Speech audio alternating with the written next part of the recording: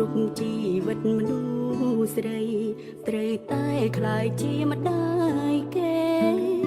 មកពោពុងរាប់ខែដោយការស្មឹង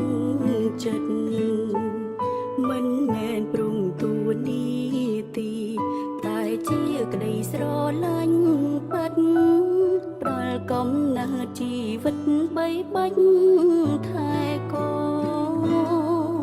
ចង់ចេញដៃជើងជុករងកំឡឹងចង់សោយសុំត្រឹមមានប្តីក្បែរខ្លួន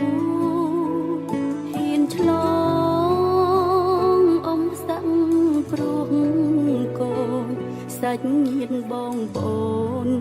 នៅចាំជួយលើកទឹកចិត្ត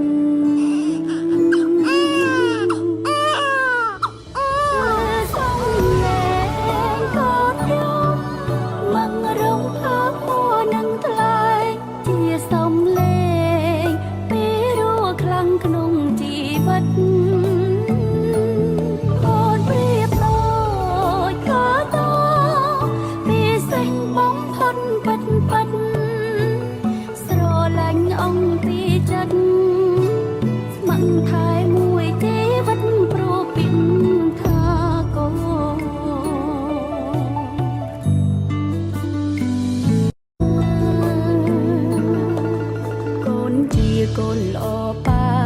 ម៉ាក់ហើយជាគ្រប់យ៉ាងទាំងអស់យកពេជ្រមកជំនុំក៏មិនដូចដែរក្តីប្រាថ្នាប៉ានឹងម៉ាក់ចង់ឃើញកូនឆ្លាតពូ